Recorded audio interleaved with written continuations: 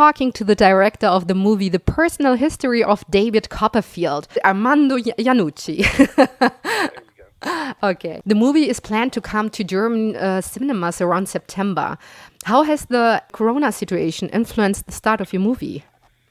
Well, it's strange. I mean, the movie came out in the UK in January, so it had its run and it had a very successful run. And, you know, we were very pleased with the reception. And I think we were just very lucky because it sort of ended its run just as I think the virus was beginning to hit and various places, including cinemas, were beginning to shut down. So we had an uninterrupted UK release. And then I was just all set to travel internationally and you know, take it around the world. We were due to open in America in May, but obviously that's been delayed. So and then that had a knock-on effect everywhere else. So it's a very strange, you know, to suddenly pause the whole campaign and then but not know when it's going to start again is very strange.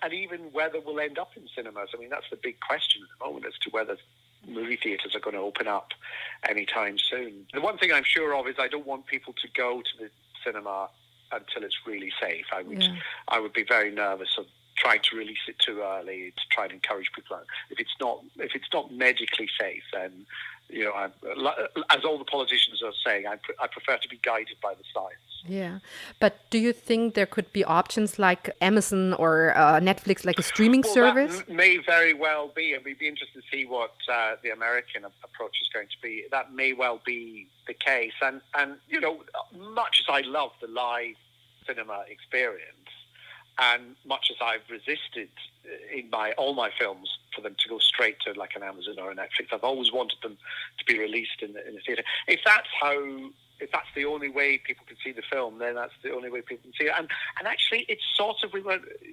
discussing this among ourselves the other day as to what to do. And it is a sort of film. It is a family film. You know, it's not a children's film. It's a film I think every generation takes something away from, really.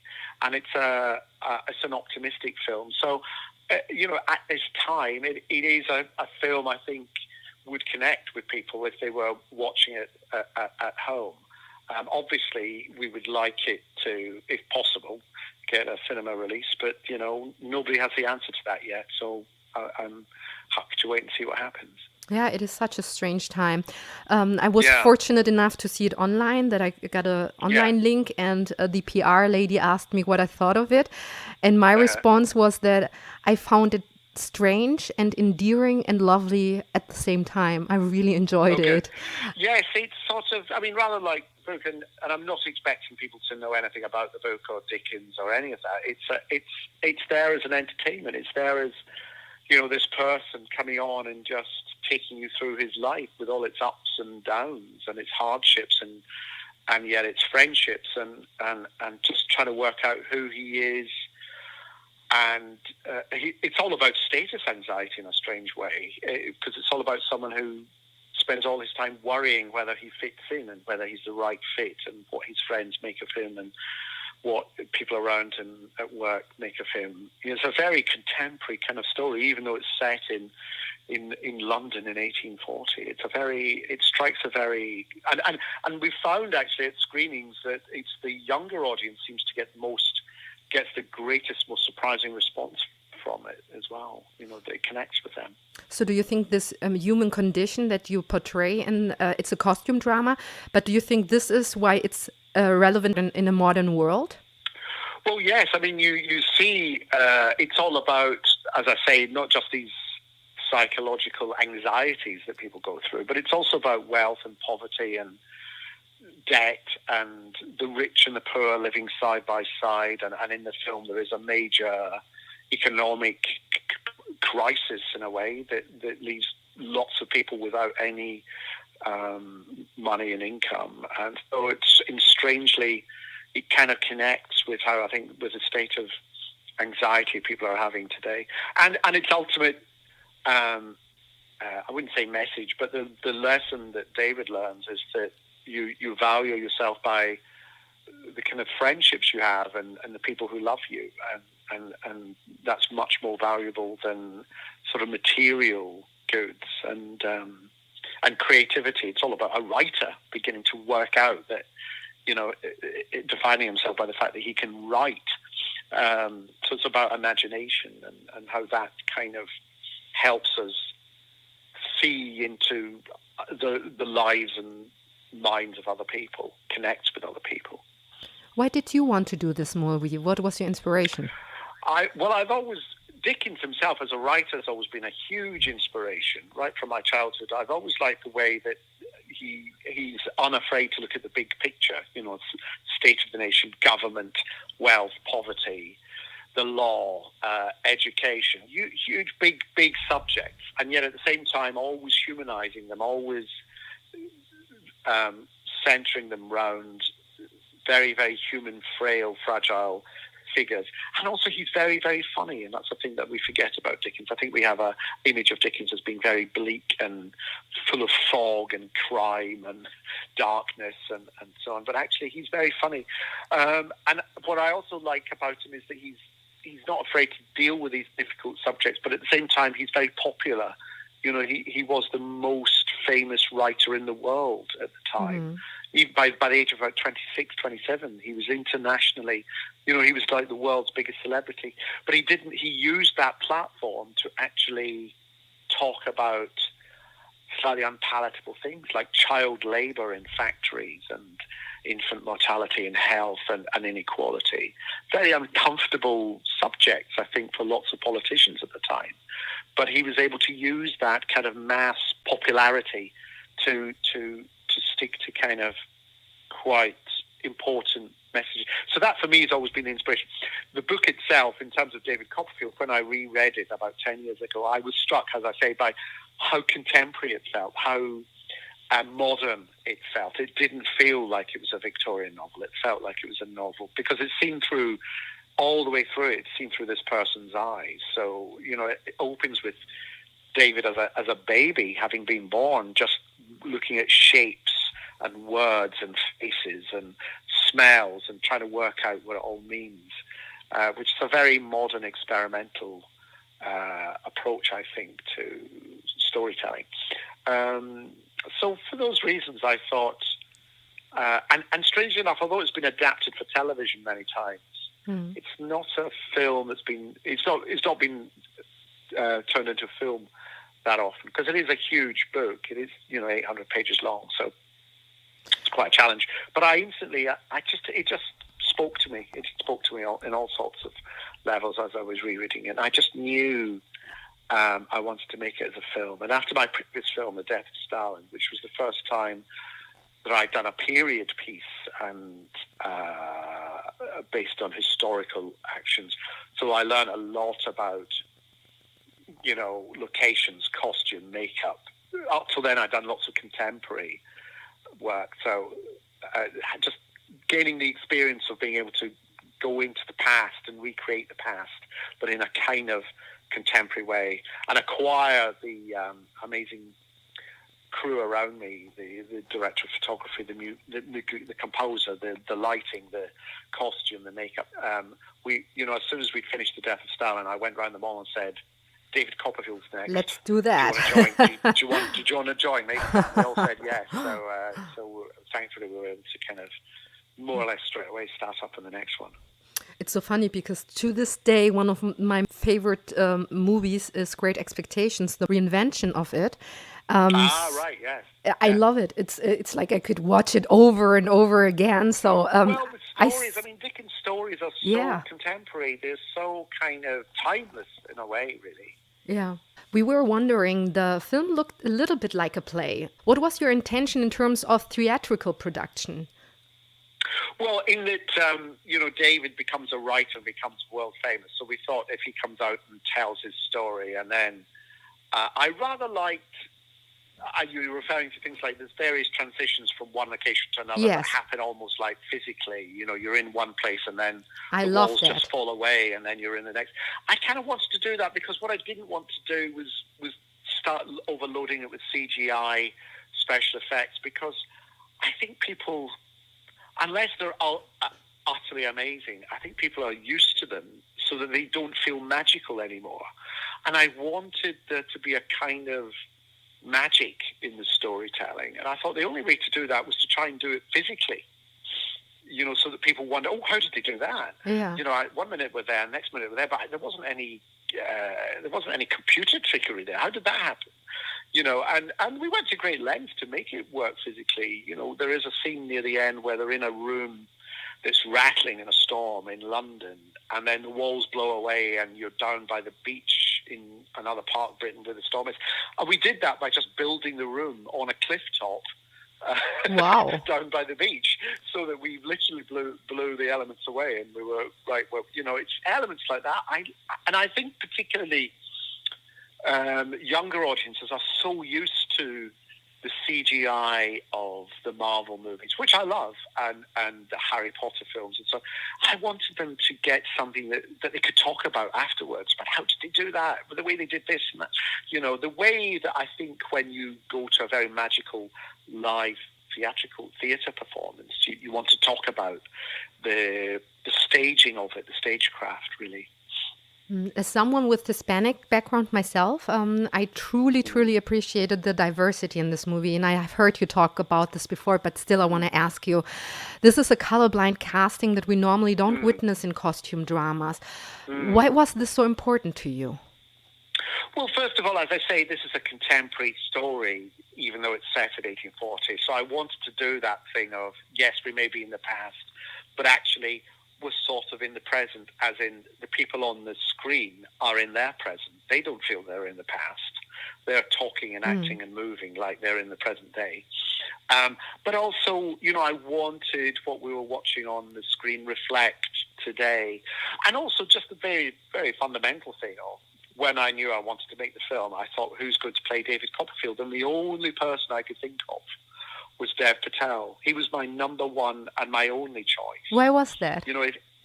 Because I've seen him grow up in things like Skins in the UK, where he plays a very kind of awkward. I love this show. I love it. 16, 17 years. So we know he can be funny and awkward and so on. And then in Lion, I've seen him be very charismatic and strong and really focused and still. I know he could do slapstick and visual and physicality. He's got a great body.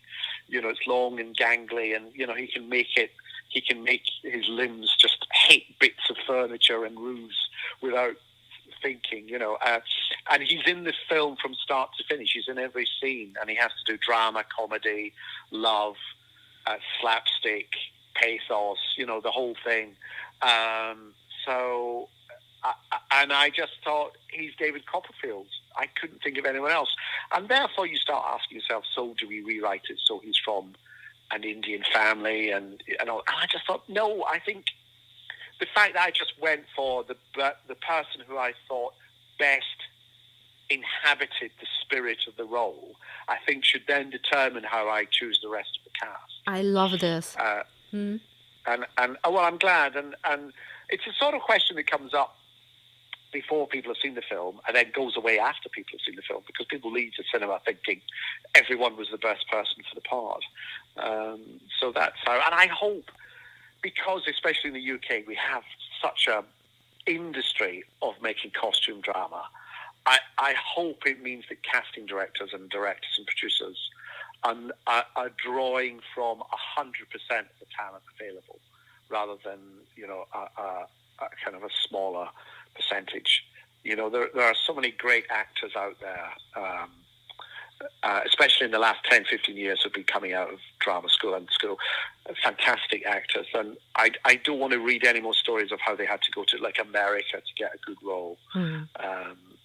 So I think it's important that we do that. Were you involved in the whole casting? Because we have noticed the cast is what we consider high class. Oh, thank you. Well, I mean, I've worked with this casting director, Sarah Crowe. I've worked with her for the last 25 years, so we understand each other. And Sarah's very good at, I'll say this is how I want to go about it, and this is the variety of people, and indeed people in terms of not just diversity of their kind of ethnic background, but just the traditions. I love mixing stand-up comedians with seasoned theatre actors, with film stars, with, I love getting a kind of mix of styles in terms of acting styles, backgrounds. And so I'm involved in the, Sarah will recommend 2 or 3 people that I then speak to or look at and whatever, and we'll have discussions. And then we work it out. We usually start with a central 2. So, maybe obviously David first, and then who's going to be Mr. McCorber, who's going to be Aunt Betsy, who's going to be, and then gradually, with those in place, once we know that it's them, we then think who would be the best person to complement these for the next character, and then who would add a kind of great contrast to those we already have when we cast this character. It's that. So we work out from the central 1 or 2 roles, and so it's a kind of long, steady process. And it does mean, and we kind of got this, I think, with the Death Star as well. It does mean we arrive at an ensemble. We're all happy to work with each other, but who have there's a great variety within that ensemble. This is not your first time working with you, Laurie, or Peter Capaldi. Recently, you've done Avenue 5 with you and The Thick of It with Peter. Do you enjoy reworking with the same actors? Oh, absolutely, yes. It's almost like over the years I've built up a sort of repertory company that I can draw from, as well as bringing in new faces. And it's always nice, I think, especially in something as big as this, to have 1 or 2 people there that you've worked with before. It gives you a kind of, I wouldn't say safety net, because you're kind of pushing them in a new direction, but at least you know each other and you understand each other. Whereas people I've always admired but never worked with before, like Ben Whishaw, Tilda Swinton, it was great to have Benedict Wong. It was great to have there. But knowing that Peter was there and knowing that Hugh was there was always a great kind of, you could just start having fun because you've had all the initial conversations, the how this works and how we work kind of conversations already. So my colleague Beate wrote me after watching the movie, I quote, "I would love to see the outtakes on this. It looks like beautifully controlled mayhem." Do you have any funny stories? Yeah, they were all making each other laugh. Daisy Cooper, who plays Peggotty, would always laugh at the end of a take. We've got lots of footage of her laughing. But I also I always like, what we do is we rehearse, which is not something movies do that often, but as well as doing a table read, we spend 2 or 3 weeks actually rehearsing in a church hall somewhere hidden away. There's just us and some coffee and tea and some biscuits and some apples, and we spend 7 or 8 hours a day looking at the scenes and just playing about with them. And so a lot of the visual comedy and a lot of the funny there's a scene where, example, one character who's known to like drink arrives at Betsy's house, played by Tilda Swinton, and she's trying to hide the drinks from him, and they're in this globe, and we spent a day in this rehearsal room just working out how we could keep hiding it from him, passing it behind people's backs and away to the other side of the room, and how he keeps finding it, and how they try and block him from getting to it. So it's a highly choreographed scene, and that's the work of a day in a church hall. But doing it away from the film stage and the location means that we're not working out in front of 150 crew who are all, time is money and when are they going to work this out. We've done all the hard work way before, so that we can just arrive on set on the day and then just shoot it. So we're already coming to my last 2 questions. I hope that's still okay. So right. my colleague also wrote to me that some scenes, like example, the boathouse, a scene reminded her of Terry Gilliam, and as if this world was created through a child's eye, because there was an overwarm feel of wonder, chaos, and fun. Can you elaborate on it?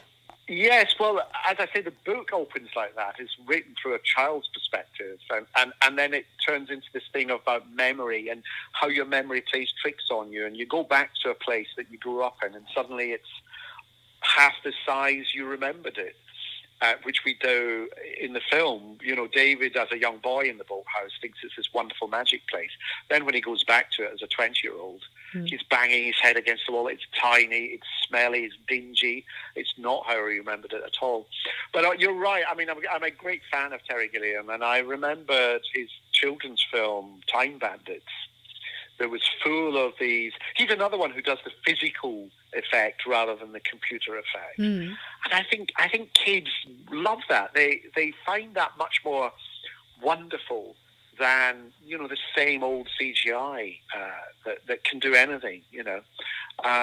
So I'm maybe I've absorbed a lot more Terry Gilliam than I thought. But I've always loved his films, and I've watched them over the last 20, 30 years, and just loved his approach to it, his love of, the props and the design and the material and the lighting. And Brazil is one of my all-time favorite films. So at one of our early screenings, I didn't realize he was in the audience, and he came up to me afterwards and he said how much he enjoyed the film. Wow. So that was nice. Yeah, that was nice. So TV show nerds might know this. You are one of the masterminds behind the HBO show Veep. Yeah. You have already talked a little bit about TV shows, but do you enjoy watching TV shows yourself? And if so, do you have like all-time favorites? Oh, yeah. Yeah, I love television. I mean, Breaking Bad was amazing. Soprano was amazing. The Larry Sanders Show on HBO 15 years ago was what made me think for the first time how daring you can be doing comedy. I'm not a kind of, I don't watch 3-4 hours of television every day. I don't binge watch. I like to just watch one at a time. I don't try and overanalyze as I'm watching. I like to watch as a viewer. I like watching other people's comedy. So what do I watch at the moment? I watch BoJack Horseman is good. I'm very late in finishing Breaking Bad, but we now just have finished it years after everyone else. I love this show Gogglebox on in the UK. I don't know if you have a version of it in Germany, which is basically cameras inside televisions recording people watching a TV show. I mean, they know they're being recorded. And it just gives you an insight into other lives and other households, and they're very, very funny. They're very smart and very funny, and I find it quite just other people being funny about television is always hilarious, I think. The commentaries that people make as they watch a show, with their friends is always funny.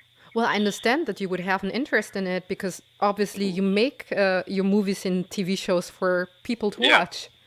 Yeah. And it's interesting. Television, you never meet your audience because the audiences are all at home. What I like about film, and go back to what I was saying about the live theatre cinema experience, is as a filmmaker, you actually meet your audiences because you go out, you have to go out and sell your movie. So you have to go out there and screen it and then do questions and answers afterwards and meet your audiences afterwards. And that I find great all around the world. And taking the death of Stalin out, then meeting people afterwards who grew up under Stalin or who lost their parents under Stalin or who survived, all the stories that you hear. In America, after a screening, someone came up to me and I thought, he looks familiar. Why does he look familiar? And as he left, he said, I'm Trotsky's nephew.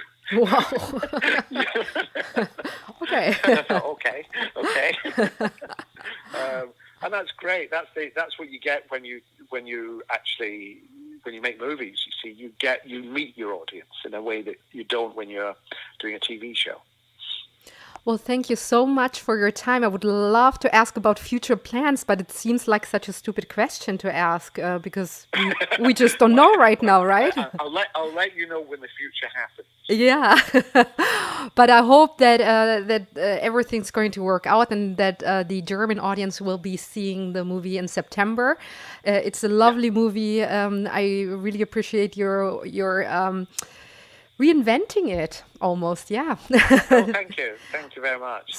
And thank you so much for your time. Have a really good day. Thank you, and you. Thank you. Bye-bye. Bye-bye.